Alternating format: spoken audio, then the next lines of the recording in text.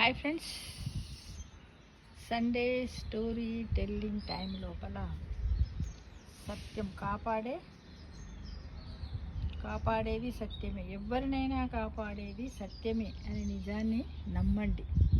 ఎప్పుడు అబద్ధం మనల్ని కాపాడదు. సత్యమేవ జయతే అంటాం కదా. అలానే ప్రకృతి కూడా చూడండి ఎలా ఉంది, పచ్చగా ఉంది. నిన్న మొన్న అన్ని వర్షాలు పడ్డాయి. వరద బాధితులు చాలా బాధపడుతూనే ఉన్నారు. వాళ్ళందరికీ కూడా మనము వినాయక చవితి శుభాకాంక్షలు తెలియజేస్తూ మనము సండే స్టోరీ టెల్లింగ్ టైం లోపల కాపాడేది సత్యమే అనే దాని మీద విశ్వాసం ఉంచాలి ఫ్రెండ్స్. ఆ కథ ఏంటో ఇప్పుడు తెలుసుకుందాం. ఇద్దరు వ్యక్తులు ఒక నీటి ప్రవాహంలో చిక్కుకొని పోయారు. వారిని ఒడ్డున ఉన్న ప్రజలు చూస్తూ ఉన్నారు, కానీ ఎలా కాపాడాలో తెలియక ఆందోళన పడుతున్నారు.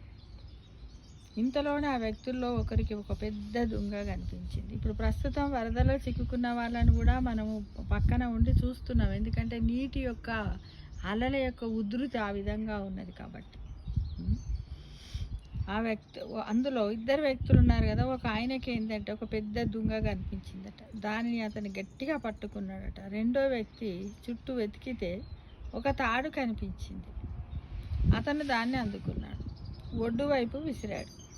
అక్కడ ఉన్న జనము దాన్ని పట్టుకున్నారు.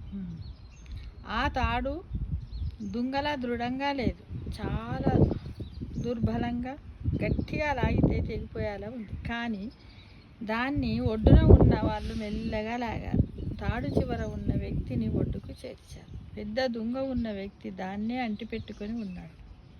ఉధృతంగా ఉన్న ప్రవాహము అతన్ని దిగువకు లాక్కొని పోయింది.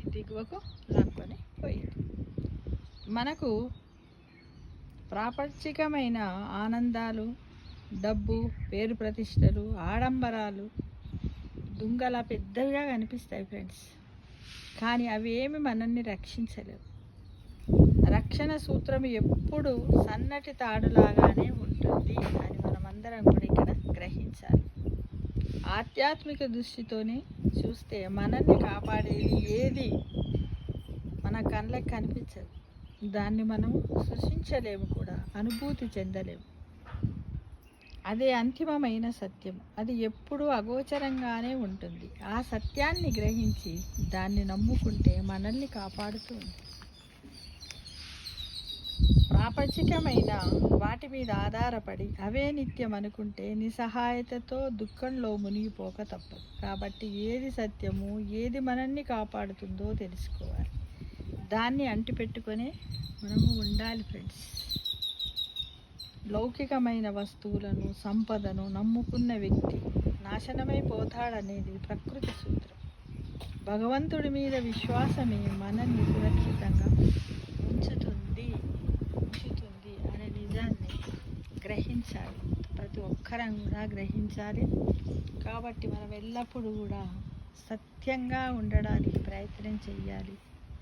అదే మనల్ని ఎల్లవేళలా కాపాడేది ఏంటిది? సత్యమే. ఈ సత్యాన్ని మనము నమ్ముకోవాలి, భగవంతుని నమ్ముకోవాలి అనేది ఈ కథ యొక్క మోరల్ అన్నమాట.